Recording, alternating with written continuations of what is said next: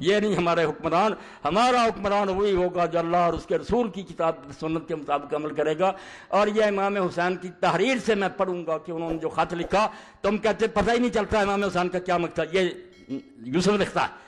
اب پتہ تو تب چلے جب آپ کے خطبے اور آپ کے خط پڑھے. جب آپ نے پڑھنا ہی نہیں تو آپ کو پتہ کیا چل رہا. امام نے اپنے خطوں میں لکھا کہ لوگوں ایک ہی اصولی بات ہے، نہ میں اپنے نانا کی گدی چاہتا ہوں نہ تخت کی ضرورت ہے.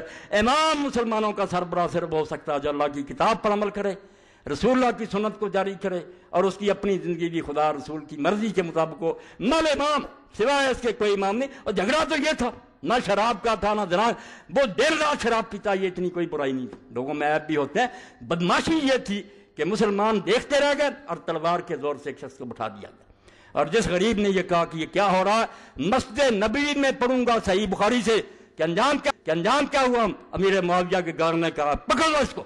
اور وہ حضرت عبد الرحمن بن ابی بکر، اس کا نام ہی نہیں ہے. عبد الرحمن بن ابی بکر رضی اللہ تعالیٰ عنہ بھاگ کر اپنی بہن ام المؤمنین عائشہ کے گھر میں گھس گئے. پھر بچے اور پھر بھی اس ملعون نے وہاں کہا کہ یہی ہے جس کے بارے میں قرآن میں سورہ احقاف اتری ہے، اللہ نے لعنت کی اس پر. تو اماں بولی، پھر اس نے کہا بکواس کرتا تو، جھوٹا تو. ہمارے بارے میں ابو بکر کے خاندان کے صرف وہ آیتیں اتری ہیں جن میں میری بریت کا اعلان ہے، اور کوئی آیت نہیں اتری.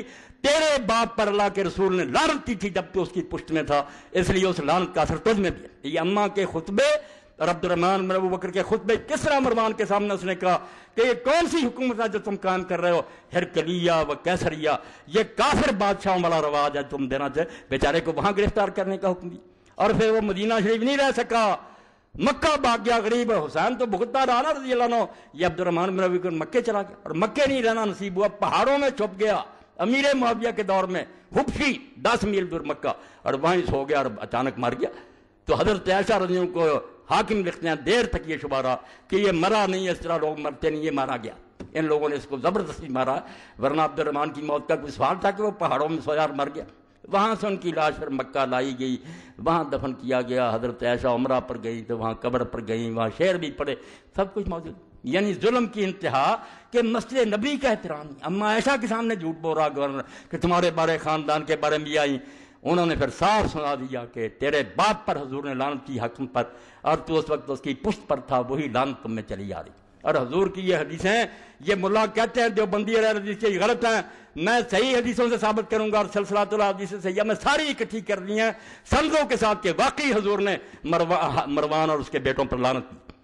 اب کہتے ہیں نہیں ساری اولاد کی بات نہیں، بیٹے جو تھے عبد الملک رب العزیز سارے برے تھے، پوتا اگر نیک نکلا عمر بن عبد العزیز برا بات.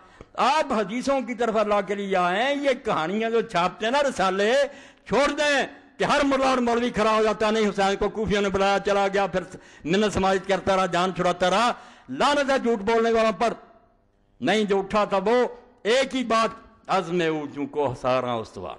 حسین جب اٹھ کھڑا ہوا تھا نا سوچ سمجھ کر، 20 سال امیر معاویہ کے دیکھ کر، اور اس وقت ہی اپنے ساتھیوں کو بتا دیا تھا کہ میرا ایک دن جو اس کی حکومت میں گزر رہا ہے، مجھے کوئی سمجھ نہیں آتی کہ میں خدا کے سامنے کیا عذر پیش کروں گا. جہاد تو اب بھی فرض ہو چکا، مگر میرے بھائی نے چونکہ وعدہ کر لیا تھا میں نبھاؤں گا، اگر بعد میں انہوں نے بدماشی کی تو اٹھ کھڑا ہو.